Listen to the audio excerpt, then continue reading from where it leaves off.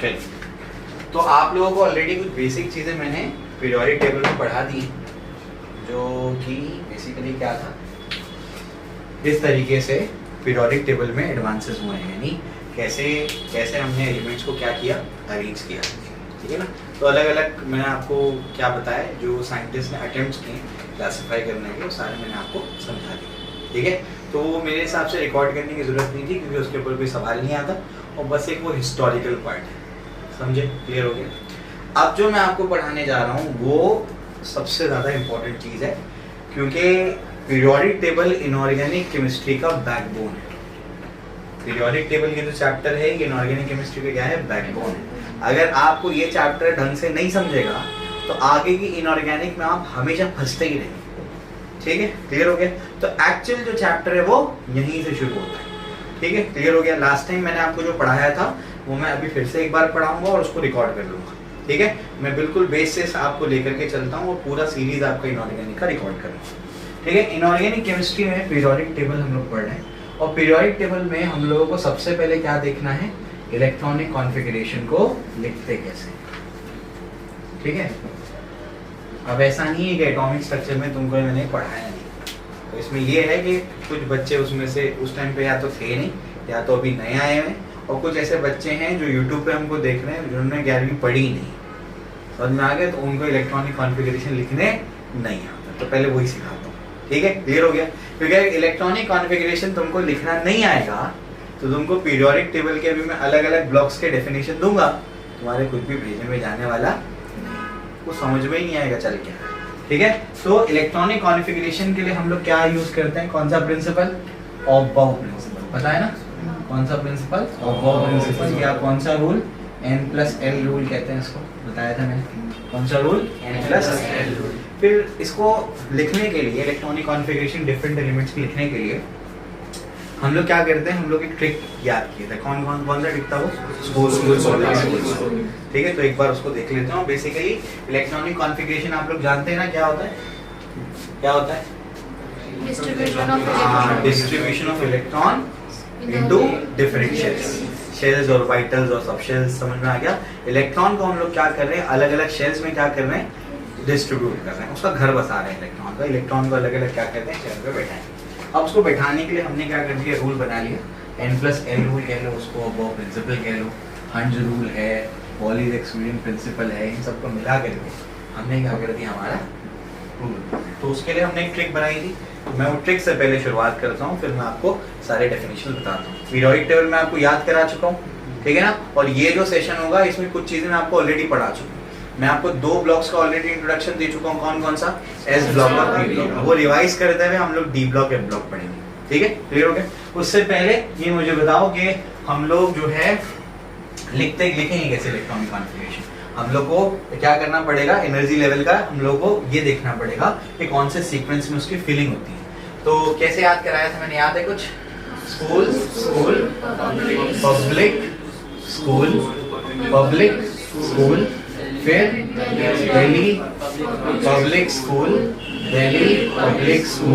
फिर फ्रेंडली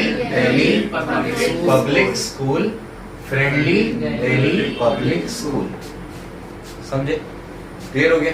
ये याद कराया था मैंने, क्या याद कराया था, बोले जल्दी से, school public school, Delhi public school, friendly Delhi public school, समझे, क्लियर हो गया। तो ये दोनों याद किया।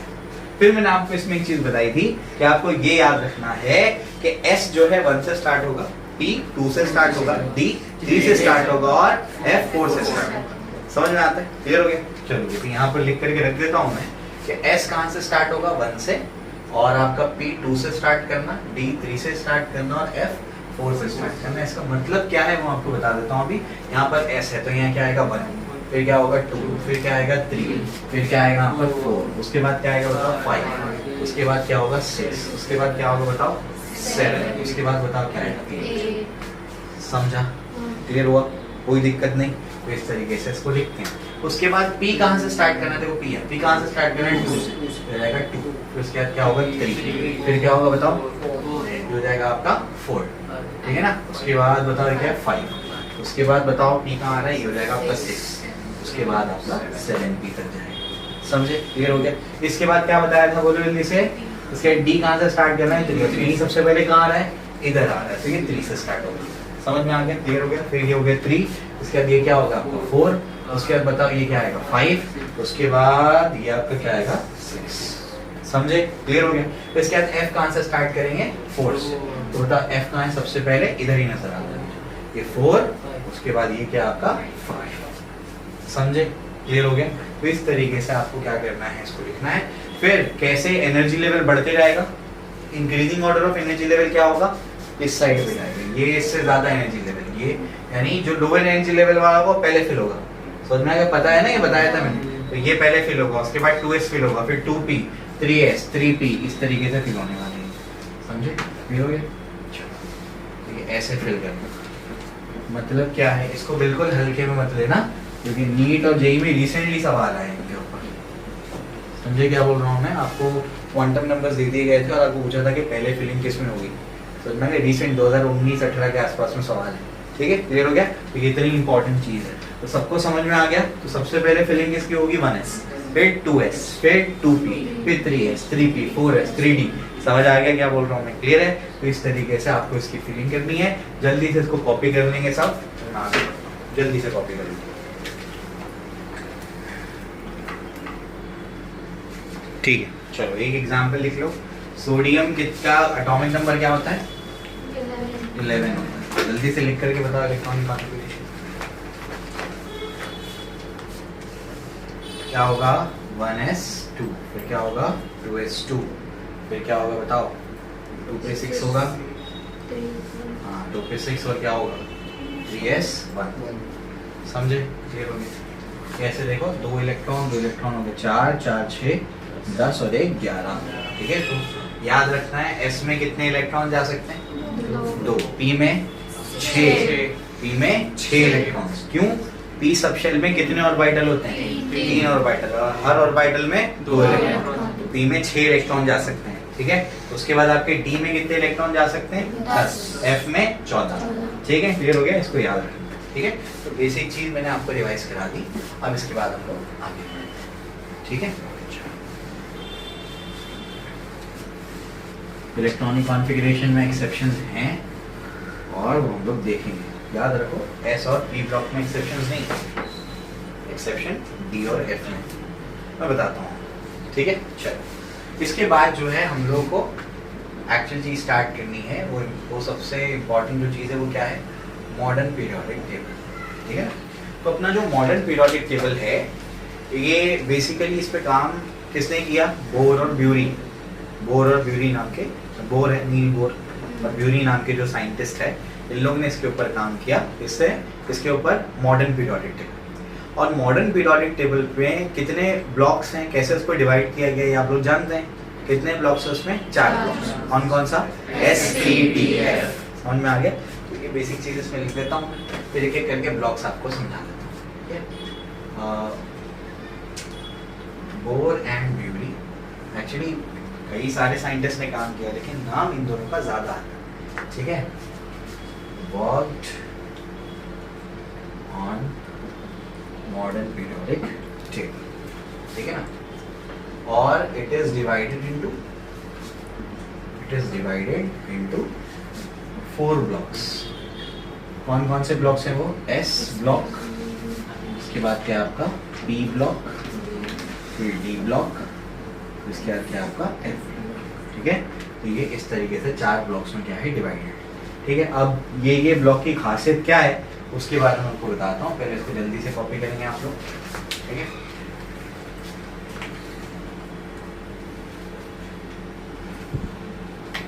ठीक है, चलिए अब आगे चलते हैं। अब क्या है, ये तो हम लोग ने कर लिया, और उसके बाद जो है हम लोग एक एक करके ब्लॉक्स के बारे में पढ़ते हैं। ठीक है? तो इसमें सबसे पहला ब्लॉक कौन सा पढ़ेंगे हम लोग? वो है आपका एस ब्लॉक। एस ब्लॉक के बारे में पढ़ेंगे। ठीक है? तो हेडिंग लगेगी block wise characteristics of elements की ब्लॉक वाइज कैरेक्टरिस्टिक्स हम लोगों को अभी पढ़नी है। ठीक है? उसमें सबसे पहला कौन सा ब्लॉक है हमारा? S block. सबसे पहले हमारा है एस ब्लॉक। अब एस ब्लॉक जो है इसका डेफिनेशन क्या है? एस ब्लॉक जो बेसिकली आपका है, इसमें जो एलिमेंट्स है, ये एलिमेंट्स का अगर हम इलेक्ट्रॉनिक कॉन्फ़िगरेशन देखेंगे तो इसमें होता क्या है एस ब्लॉक के एलिमेंट में, कि जो आपका आउटर मोस्ट इलेक्ट्रॉन होता है या आपका last electron, outer most electron जो आपका लास्ट इलेक्ट्रॉन होता है उसको बोलते हैं डिफरेंशिएटिंग इलेक्ट्रॉन। जो आपका लास्ट इलेक्ट्रॉन होता है वो आउटर मोस्ट शेल के एस वाले ऑर्बिटल में जाके एंटर कर जाता है। समझ आ रहा है क्या बोल रहा हूँ? ठीक है ना। तो जो आपका लास्ट इलेक्ट्रॉन होता है या फिर उसको क्या बोलते हैं डिफरेंशिएटिंग इलेक्ट्रॉन, वो कहाँ जाके एंटर करता है? एस सबशेल में जाकर एंटर करता है। ठीक है ना। तो elements in which the last electron का और एक नाम क्या है? Differentiating electron. तो differentiating electron enters into the S subshell of the outermost shell, जो भी रिस्पेक्टिव outermost shell हो, और the respective जो भी रिस्पेक्टिव outermost shell होगी उसके S subshell में वो एंटर कर जाता है। outermost shell क्लियर हो गया? इसको क्या कहते हैं? इसको कहते हैं एस ब्लॉक एलिमेंट्स। तो एस ब्लॉक एलिमेंट्स वो एलिमेंट्स होते हैं जिनमें जो आपका लास्ट यानी डिफरेंशिएटिंग इलेक्ट्रॉन होता है वो एस सबशेल में एंटर कर जाता है of the respective outermost shell. अभी मैं आपको समझाता हूँ इस चीज को। ठीक है। इसमें देखो कुछ अलग अलग टर्म्स आएंगे, जैसे डिफरेंशिएटिंग इलेक्ट्रॉन। तो डिफरेंशिएटिंग इलेक्ट्रॉन का मतलब क्या होता है? लास्ट। उसके बाद आपका आउटरमोस्ट शेल यानी सबसे बाहर वाला शेल। उसके बाद क्या आएगा? Penultimate shell. तो पेनल्टीमेट शेल का मतलब क्या होता है? आउटरमोस्ट शेल से जस्ट पहले वाला शेल। समझ में आ गया? एंटी पेनल्टीमेट शेल बोलो। ये अगर आपका ऐसे लास्ट शेल है, ये कौन सा है? Last shell. ठीक है ना। तो इससे पहले जो शेल होगा उसको क्या बोलेंगे? उसको बोलेंगे पेनल्टीमेट शेल। क्या बोलेंगे इसको? हाँ, इसको बोलेंगे पेनल्टीमेट शेल। आपका पेनल्टीमेट शेल है। और इसके भी पहले जो शेल होगा उसको क्या बोलेंगे? हाँ, उसको बोलेंगे एंटी पेनल्टीमेट शेल। ठीक है ना। Anti penultimate shell. क्लियर हो रहा है? समझ आ रही बात? ठीक है ना। तो ये आपका लास्ट शेल है, इसको बोलेंगे पेनल्टीमेट शेल, और आपका ये एंटी पेनल्टीमेट शेल। तो जो आपका लास्ट इलेक्ट्रॉन होता है तो ये जो आपका लास्ट शेल होता है उसके एस और एस सबशेल में जाकर के क्या हो जाता है? एंटर कर जाता है। उन एलिमेंट्स को क्या बोलते हैं? आपका एस ब्लॉक एलिमेंट। समझ आ गया? ठीक है ना। इसमें सभी के सभी एलिमेंट्स क्या होते हैं? सॉलिड्स होते हैं। और क्या है? सब मेटल्स हैं। क्या है इसमें? सब मेटल्स है। अभी लिखाता हूँ। ठीक है ना। चलो, इसमें जो nth जो आपका लास्ट शेल होगा उसको अपन ऐसे भी लिख सकते हैं, nth शेल। ऐसे भी लिखाया था मैंने इससे पहले जब 11th में एक बार पढ़ाया था, तो ऐसे लिखाया था nth शेल। ठीक है ना। तो अभी और नई वैरायटी बता रहा हूँ। तो लास्ट शेल को क्या लिख सकते हैं? nth shell. पेनल्टीमेट को क्या लिख सकते हैं? n-1th shell. ये भी लिख सकते हैं इसको। समझ में आ गया? ठीक है ना। और एंटी पेनल्टीमेट को क्या लिखेंगे? n-2th shell. समझ में आ गया? ठीक है। जो भी n है उसमें से 2 कम कर दो तो आप एंटी पेनल्टीमेट पे पहुंच जाएंगे। बात समझ में आ गई? क्लियर है? इस तरीके से इसको लिखा जा सकता है। अब एस ब्लॉक की कैरेक्टरिस्टिक्स क्या है वो मैं आपको बताता हूँ। जो आपकी एस ब्लॉक की कैरेक्टरिस्टिक है उसमें सबसे पहली चीज यहाँ लिख देते हैं, कैरेक्टरिस्टिक्स। एस ब्लॉक की कैरेक्टरिस्टिक्स में सबसे पहले आप लोग ध्यान रखेंगे कि ऑल एलिमेंट्स आर सॉलिड। सभी के सभी एलिमेंट्स क्या हैं? सॉलिड। समझ में आ गया? सॉलिड फेज में होते हैं। दूसरा, और मेटल्स भी होते हैं, ऐसे मेटल मेटालिक भी होते हैं। ठीक है। उसके बाद इट इज प्रेजेंट, यानी ये कहाँ प्रेजेंट होता है? ये block it is present in the left most corner of the periodic table. Periodic table के लेफ्ट मोस्ट कॉर्नर पे कौन प्रेजेंट होता है? एस ब्लॉक प्रेजेंट होता है। एस ब्लॉक में कितने ग्रुप्स होते हैं? 2 ग्रुप्स होते हैं। कौन कौन सा? ग्रुप 1। ठीक है ना। It consists of 2 groups. कौन कौन सा है वो? Group 1 and group 2। Group 1 and group 2 जो एक्चुअली अभी नेमिंग है यूपीएससी की, उसके हिसाब से लिखा है मैंने। समझ आ गया? ग्रुप 1 को क्या बोलते हैं? अल्कली मेटल्स कहते हैं। ग्रुप 2 को क्या बोलते हैं? मेटल्स कहते हैं। समझ आया? क्लियर हो गया?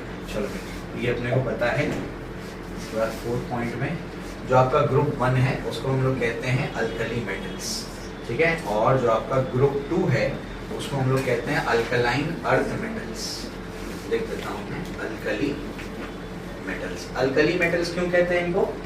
अल्कली मतलब बेसिक सॉल्यूशन जो फॉर्म करते हैं। अगर वाटर के साथ में इनको मिक्स कर दिया जाए तो क्या करेंगे? ये एसिडिक नहीं, बेसिक सॉल्यूशन फॉर्म करेंगे। समझ आ गया? ठीक है ना। और ये अल्कलाइन अर्थ मेटल्स ये भी बेसिक सॉल्यूशन फॉर्म करेंगे, लेकिन ये मिलते कहाँ पर है? अर्थ में। इस वजह से अल्कलाइन अर्थ मेटल कहते हैं। समझ में आ गया? ठीक है ना। तो ये आपके क्या है? अल्कलाइन अर्थ मेटल्स, ठीक है। क्लियर हो गया? चलो इसके बाद और क्या है? और इनका जनरल इलेक्ट्रॉनिक कॉन्फ़िगरेशन क्या होता है बताओ जरा। General electronic configuration Ig(NS)(1 to 2). समझ में आ गया? 1,2 यही होता है। मैं इन जनरल लिख रहा हूँ S ब्लॉक का। अब अगर मैं अल्कली मेटल के लिए लिखूंगा तो बताओ क्या आएगा? Ig और ये क्या होगा? NS1। और अल्कलाइन अर्थ मेटल्स के लिए क्या होगा बताओ जरा? Ig और ये क्या होगा? NS2। Ig यानी क्या? Inert gas. यही फॉर्मेट में लिखते हैं हम लोग शॉर्ट करने के लिए, ठीक है ना। तो पहले लिखते हैं इनर्ट गैस इलेक्ट्रॉनिक कॉन्फ़िगरेशन, उसके बाद जो भी आएगा। N उसमें क्या है? आपका आउटर मोस्ट शेल। N क्या है? Outermost shell. तो आउटर मोस्ट शेल के S वाले सब शेल में, आउटर मोस्ट शेल के S वाले सब शेल में इलेक्ट्रॉन एंटर कर गया। कौन सा? Differentiating electron. समझा? क्लियर हो गया? तो ये सारी चीजें मैंने आपको बता दी हैं।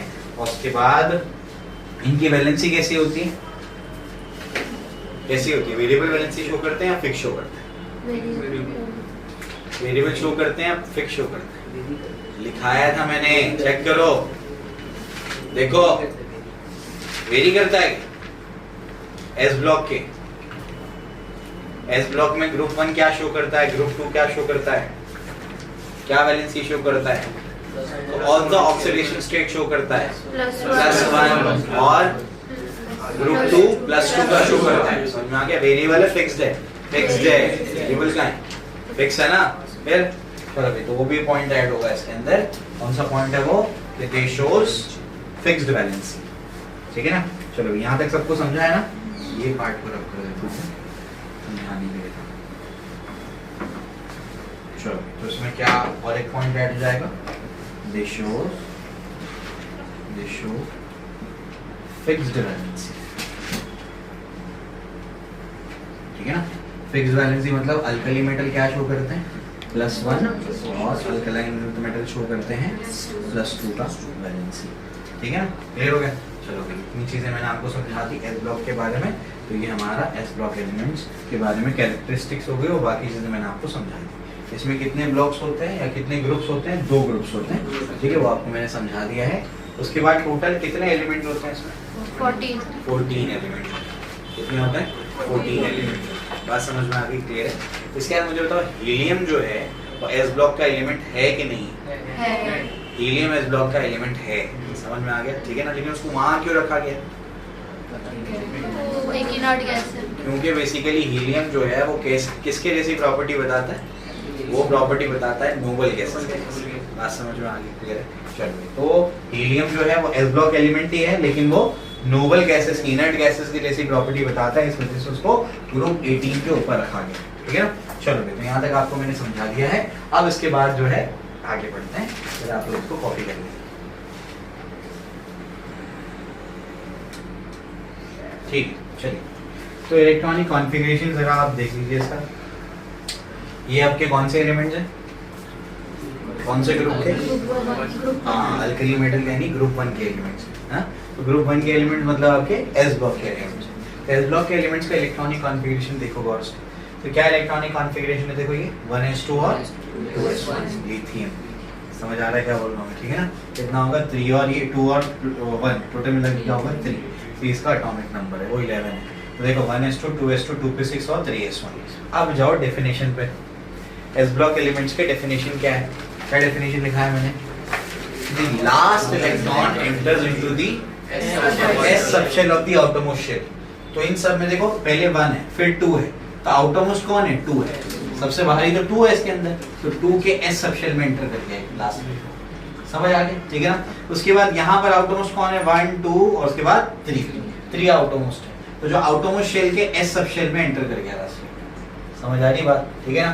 यहाँ पर भी देखो, यहाँ पर आउटरमोस्ट शेल कौन है, 3 है 4 है, तो 4 के s में लास्ट इलेक्ट्रॉन एंटर कर गया, बात समझ आ रही क्या बोल रहा हूँ, ठीक है ना। यहाँ पर देखो 5s, उसके बाद ये आपका क्या है, यहाँ पर ये इसको आपके बताऊंगा मैं क्या है वो, ये आपका 4s2 लास्ट इलेक्ट्रॉन यहाँ चला गया, और उसके बाद आपका 7s1 चला गया, ये आपका क्या है फ्रैंकियम, समझ आ गई बात, क्लियर हो गया। तो इस तरीके से बेसिकली होता क्या है कि जो आपका आखिरी इलेक्ट्रॉन होता है वो कहाँ एंटर कर जाता है, हाँ s सब शेल के, आउटरमोस्ट शेल के s सब शेल में जाकर के एंटर कर जाता है, समझा, क्लियर हो गया। अब तक सिर्फ क्या कह रहे थे हम लोग, मैं आपको एक्सप्लेन कर रहा था क्या ऐसा हो रहा है, अब मैं आपको एक्चुअली इलेक्ट्रॉनिक कॉन्फ़िगरेशन हर एक का समझा रहा हूँ, समझ आ गया। हर एक एलिमेंट का कराते बैठूंगा तो पूरा पी ब्लॉक डी ब्लॉक अभी पढ़ना पड़ेगा, मैं सिर्फ आपको क्या करूंगा अभी जनरल आइडिया दूंगा कुछ एलिमेंट्स का बता के, समझ आया, क्लियर हो गया। तो अब कोई हवा में बात हम लोग नहीं किया, अब मैंने आपको एक्चुअली बता दी कि हाँ ये ऐसा हो रहा, बात समझ में आ गई, क्लियर हो गया। चलो तो ये अपना यहाँ पर, इसके बाद जो है अभी हम लोग क्या करेंगे, पी ब्लॉक पे जाएंगे। तो पी ब्लॉक हमारा क्या कहता है, ठीक है, चलो यहाँ तक सबको क्लियर हो गया, कोई दिक्कत नहीं है। चलिए तो अभी हम लोग क्या करने जा रहे हैं, अभी हम लोग पी ब्लॉक के बारे में पढ़ने जा रहे हैं। तो नेक्स्ट हेडिंग लगाओ, सेकंड पार्ट जो है वो देखो, सेकंड पार्ट क्या है, पी ब्लॉक। तो अभी हम लोग क्या करेंगे पी ब्लॉक के बारे में, ठीक है। तो पी ब्लॉक का डेफिनेशन, पी ब्लॉक एलिमेंट्स का डेफिनेशन क्या है, एस ब्लॉक एलिमेंट्स क्या होते हैं, वो एलिमेंट जिसका आखिरी इलेक्ट्रॉन कहाँ जाएगा, आउटरमोस्ट शेल के एस सब शेल में जाएगा, ठीक है। ये भी वैसे ही इसमें, लेकिन कहाँ जाएगा, जब वो एस सब शेल में जा रहा था तो उसका नाम क्या रखे थे, एस ब्लॉक, तो यहाँ पर कहाँ जाएगा, पी सब शेल, बात समझ में आ गई, क्लियर है। तो elements in which the last electron का और एक नाम क्या है, differentiating enters into the p subshell। अब p subshell के कौन से ऑर्बिटल में जाएगा, किसी में भी जा सकता है, कोई रेस्ट्रिक्शन नहीं, p subshell of the outermost shell, ठीक है। Elements in which the last electron enters into the p subshell of the outermost shell, ठीक है ना, ये हो गया। इसको रिस्पेक्टिव वर्ड ऐड कर देना, रिस्पेक्टिव आउटरमोस्ट शेल, ठीक है, क्लियर हो गया। अभी इसके भी कुछ एग्जांपल्स मैं आपको बता दूंगा, आप लोग देख लेंगे। अब p ब्लॉक जो है वो कहाँ प्रेजेंट होता है, राइट मोस्ट कॉर्नर, समझ में आ गया, ठीक है ना। चलो तो ये कहाँ प्रेजेंट होता है, कैरेक्टर आजान हो रही है, ठीक है, नमाज के बाद करते हैं।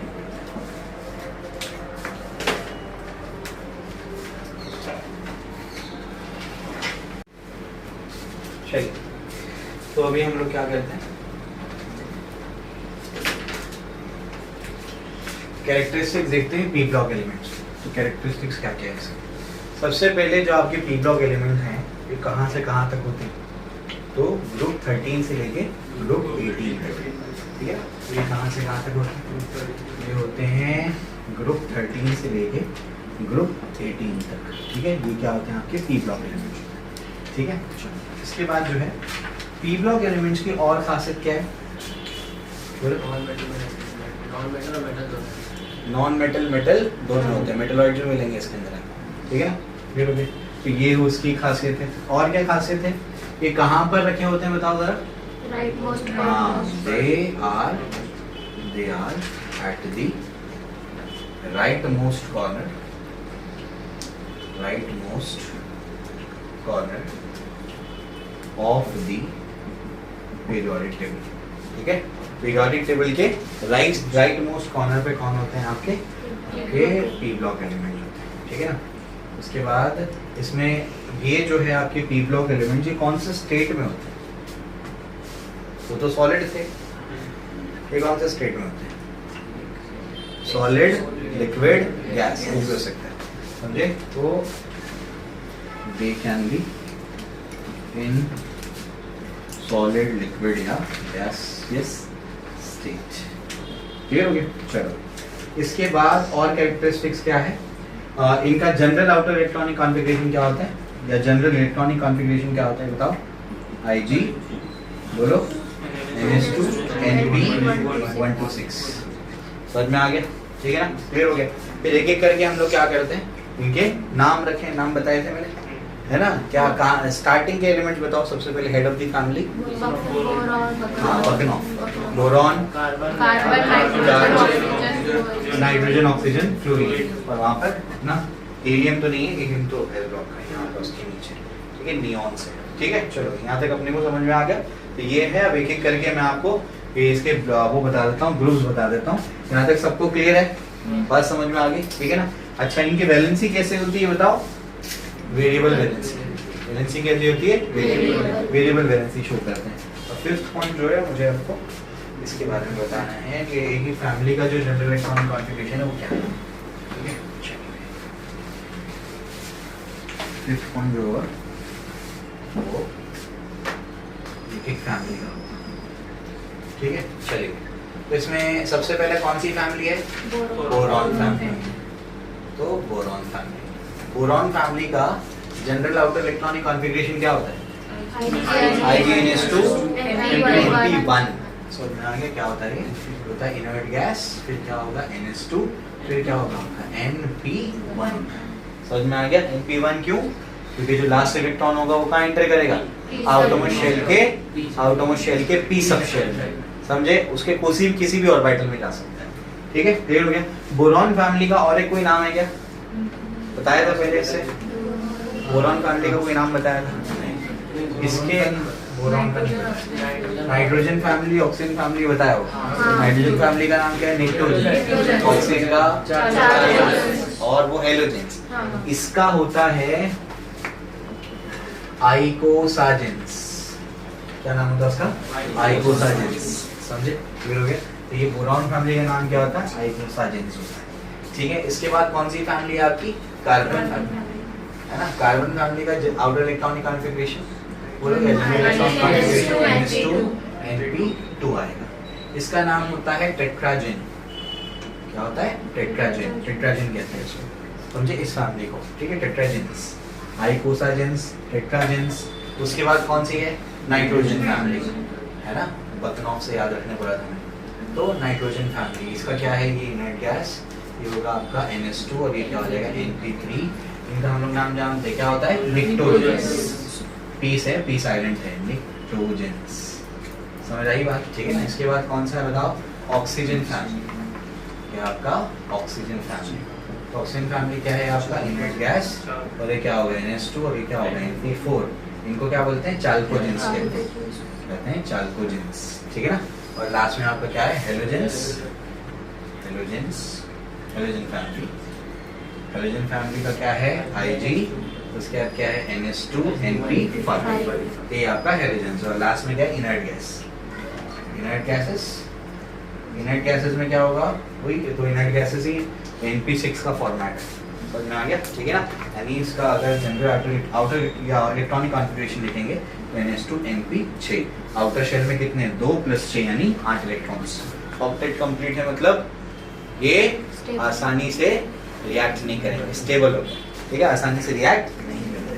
समझे? क्लियर हो गया? जबकि ज़ेनॉन क्या है? ज़ेनॉन बहुत सारे कंपाउंड्स फॉर्म करता है। तो वायलेशन है, इनऑर्गेनिक केमिस्ट्री एक्सेप्शंस आपको मिलेंगे। ठीक है, लेकिन जनरली कंपाउंड्स फॉर्म नहीं करते हैं क्योंकि ये स्टेबल होते हैं। समझ आई बात? क्लियर हो गया? इसके बाद 6 पॉइंट में क्या लिख सकते हो? 6 पॉइंट में, ठीक है, लिख लोगे ना इसको? ठीक है, लिखे हुए हो तुम लोग पहले से? ठीक है, नए स्टूडेंट बेटा जाकर के यूट्यूब से लिख लेना। ठीक है, चलो वहाँ पे अपलोड कर दूँगा इसको। तो ये जो है अभी 6th पॉइंट जो है इसमें क्या? दे शो वेरिएबल वैलेंसी।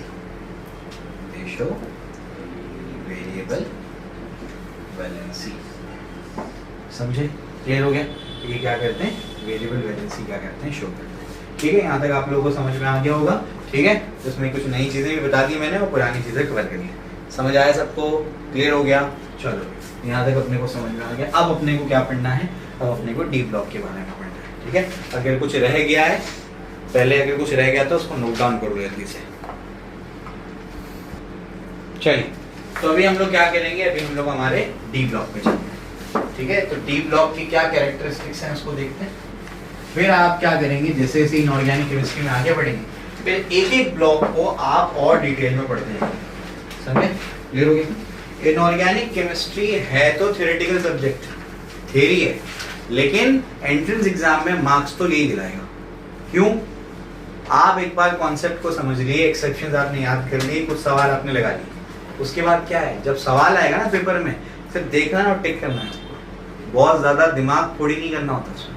समझ आ रहा है क्या बोल रहा हूँ मैं? जबकि फिजिक्स में और बाकी सब्जेक्ट्स में क्या है, वो बहुत कम टाइम में क्या करना है, चीजों को पढ़ना है, समझना है, सॉल्व करना है और मार्क भी करना है, समझे। इसमें बहुत जल्दी से काम हो जाता है, ठीक है। तो भले थ्योरेटिकल है लेकिन आपका स्कोर बढ़ाएगा यही, ठीक है। चलो अब क्या है आपका, अब आपका है डी ब्लॉक, ठीक है। तो डी ब्लॉक जो है